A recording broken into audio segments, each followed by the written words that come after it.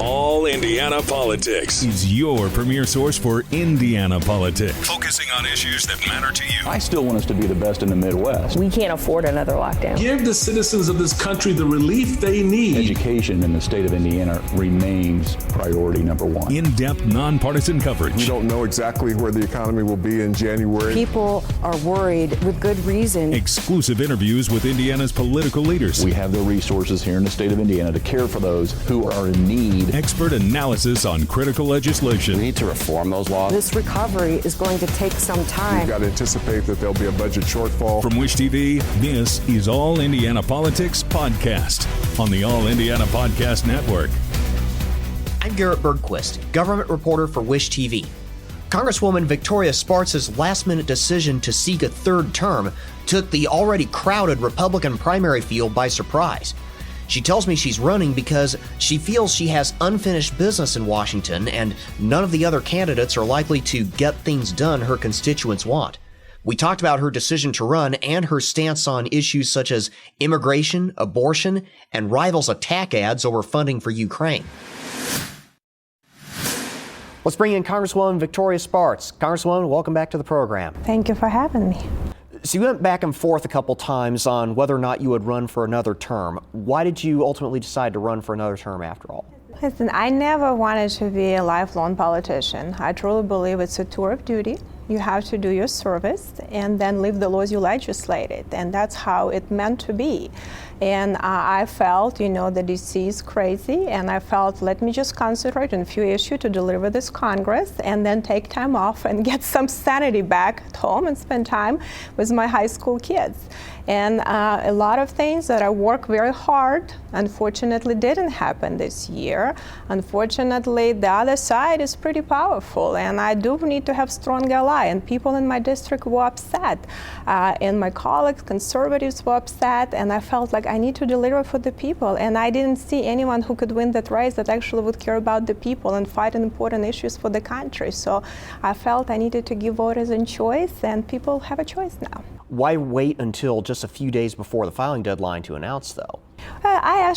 It's actually a kind of timing work out like that, because there are a few big issues that will happen in January, and when we were supposed to have an issue of border security and fiscal commission to deal with crushing debt that is really one of the, they're the two biggest national security risks, and that was supposed to be in this, in our packages, which was CR at that time, and I understood if that's not happening in our January package. So the timing kind of worked out with how the filing deadline was. And when I saw that Republicans did fold it and we were not able, to deliver on these big issues, I felt I cannot go back and tell people that care about, delivering people in my district that I'm going to abandon them. So the timing, that's how it worked out. And that's why I said, no, I need to try to have a better people, hopefully next Congress, and give a chance to some very, very important issue. We have to start governing. We're in trouble as a country.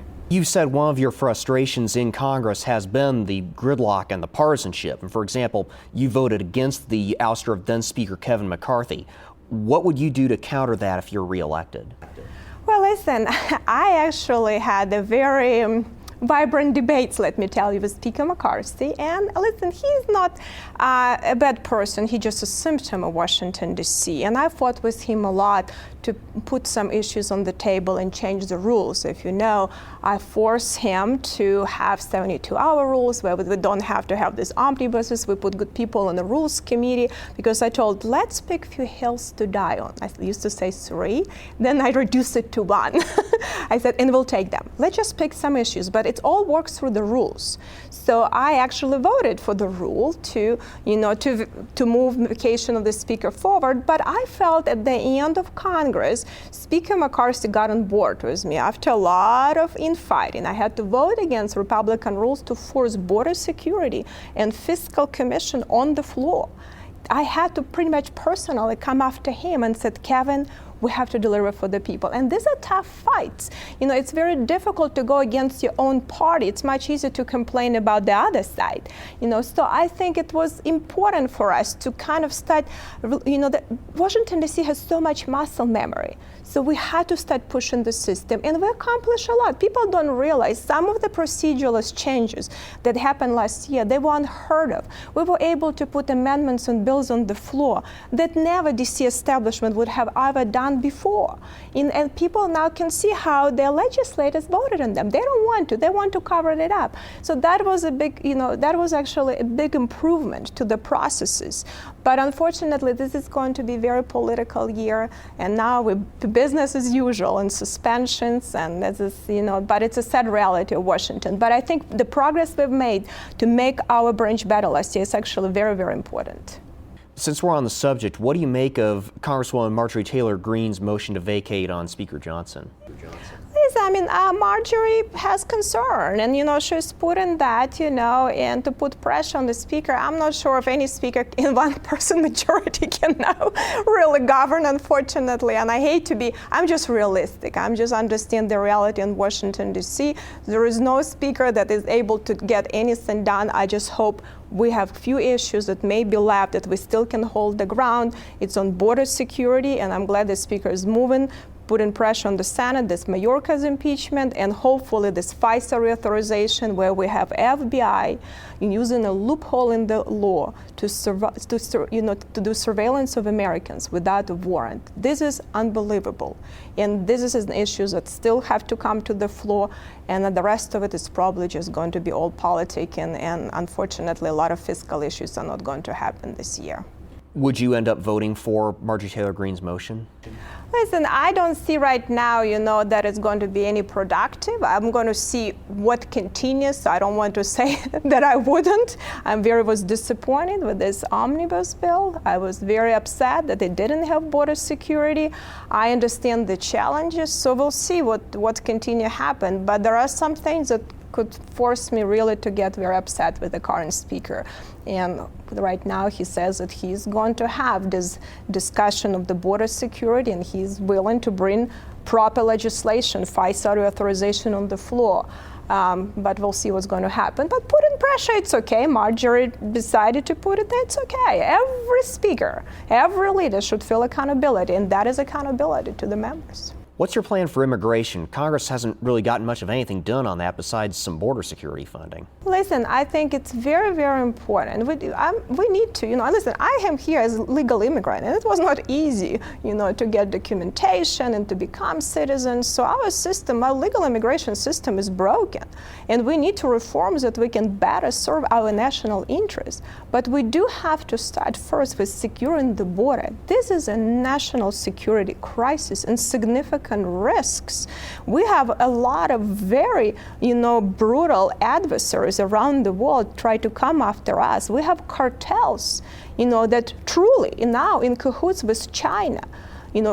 Most fentanyl that they're bringing to our country, killing, thousands of Americans. This actually is produced in China. And we have to stop that. This is really killing Americans, this open border. The terrorists right now that can come through our border, and also the huge problem for welfare system. We cannot have illegal immigration to welfare. Our system is already bankrupt. We need to make sure that we serve our people, and then have a better immigration law. So I think the border security issue should be number one issue, and then we can discuss about reforming immigration. Does your party bear some responsibility for a lack of further action on the border? For example, some of the budget standoffs held up funding to install fentanyl scanners, for example. Well, listen, as unfortunately, in a lot of these bills, they will put like little bit something good and 99% garbage to try to force, you to vote on some of these issues. And that's what most of these bills have, no real border security. And funding goes pretty much in, where our border patrol now was told not to protect the border, but told them to accommodate illegal aliens, bringing them into the country, driving into the country. This is unbelievable. A lot of them now even not claiming asylum. They were told just pretty much open the border, and it's very, very difficult on them because they also understand how it is, implication for national security on that. And I think, the funding is not going to the right causes, and it's not about, amount of money, it's where money are going. And I was very disappointed that our DHS, Department Homeland Security appropriations did not include actual real border security. We could have done that. And then we'll talk about funding, but it's going to wrong causes right now. Abortion has become a pretty significant topic in this election. Would you support a nationwide abortion ban? Listen, I am a very pro-life person. I truly believe this is, very American for us. We need to protect life of born and unborn. This issue actually became a state issue too, and you can see that. And I think at this point, I think at some point the federal government will have to reconcile, and we'll see. But right now, let states to deliberate on these issues, and some states will be, more conservative, some be more liberal. But I think in the end, we'll probably have to, to find some common ground and protect life of an unborn, because it's a very, very important issue, and it's always been an important issue for me. Some states are moving ahead with legislation in a couple of areas due to lack of action in Congress. And one example is artificial intelligence. What would you look for in a congressional AI bill? Listen, this is actually a very, very, dangerous issue right now. And I'll tell you why. Because we have right now, and this is some issues that I was trying to find common ground with the other side. We have a big tech power monopolies collect a lot of information about Americans. And we just dealt with TikTok, where China, I was a sponsor of that bill, where China collect data on us. And let's not be naive what Chinese Communist Party is about. They want to destroy our country, and we need to be smarter. But in general, we did not create the laws because Congress should protect your rights to life, liberty, and property. Data is a new type of property. It's, it may be intangible, but it's a property. So we have to define these rights to protect people from unreasonable collections. Now they can manipulate so much and collect data on us, and on top of it, they can put AI to analyze, this data, and then they can target you. And at least you go through channels, you can say, okay, Fox News is going to this, CNN. You can go through social media. Unless you go maybe to the search page 15 of Google search engine, you might not even see different information. And they can analyze how this data can be actually used to convince you. They can predict that you are pregnant before you got pregnant. And then Department of Justice on top of it now, in cahoots with big tech and banking system, collects data, and if you bought Bible and a gun, you might be put on domestic terrorist list. That is very dangerous, and if you put artificial intelligence on top, it really can be very significant risk for our adversaries too, to destabilize the countries from inside. So I think the issue should be data first, data protection. How are we going to protect data of Americans, that we're not going to be puppets to big machines and big monopolies or government or anyone else, or adversaries like China? And that's where the conversation needs to be. And I kind of try to find common ground on these issues. Even, in Congress, it is very, very polarized. We find some common ground on FISA issues with some Democrats. I think it shouldn't be a partisan issue, but unfortunately this Congress is all partisanship. But we have to look at this. It's a serious national security threat, could be to be able to manipulate data. We have a very, especially like young people, very not well-educated electorate, and then you have power monopolies, and they can manipulate the people. That's a danger.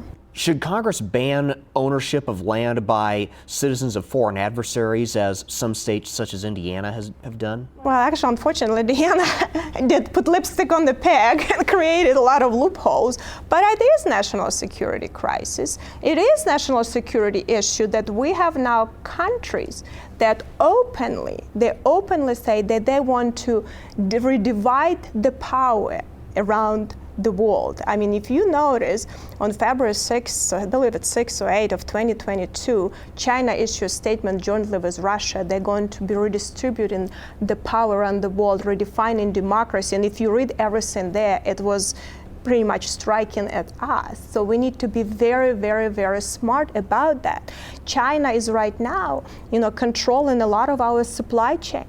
And this is very stupid of us. And I fought to delist some Chinese companies, from our stock exchanges, which is actually a danger to a lot of pension funds. These companies are not even audited. We tried to put a bill in when we had CHIPS Act, to do some defend in our, supply chain. Biden administration took it out. I didn't have enough allies. Democrats controlled the House and the Senate, so I couldn't get it through. I recently put transparency, in how our stocks now pretty much got infiltrated by Chinese communist companies controlled by their government. People don't even realize. Some people realize and make a lot of money on that.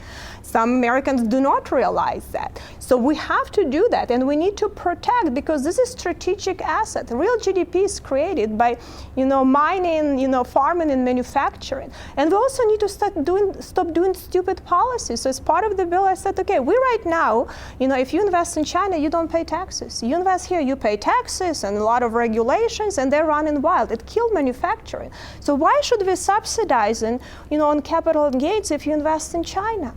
I think, if you invest domestically, I'm willing to give you preferential tax treatment. But if you invest in our adversary, go ahead, do it. But I shouldn't have you preferential tax treatments. We need to start thinking about stuff like that. Some of your opponents, particularly Chuck Goodrich, have attacked you over your support for aid to Ukraine, for example, and you are, of course, Ukrainian by birth. A number of Republicans have taken a more critical stance toward international alliances more broadly.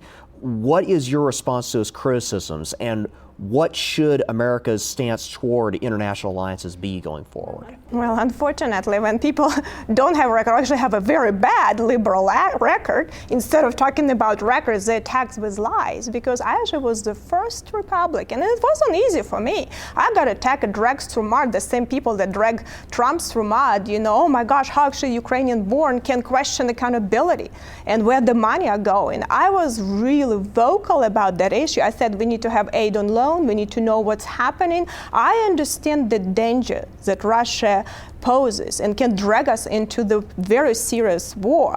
But we need to learn from mistakes of Afghanistan and Iraq. I separate people from the governments. And we need to be tougher with American money where they're going and put pressure on Europeans. So I went to Europeans, as a commissioner for European security with very unfriendly messages. I said, you need to step up for 2%. It's a big, danger for you. You need to stop doing this schizophrenic energy policies. You have to really not be dependent on Russia, because that's how they're making their blood money. So our foreign policy has been very, very bad under this administration. And I've been very, very critical and said enough of slush funds. So I said we are not going to be doing this slush fund with Biden administration.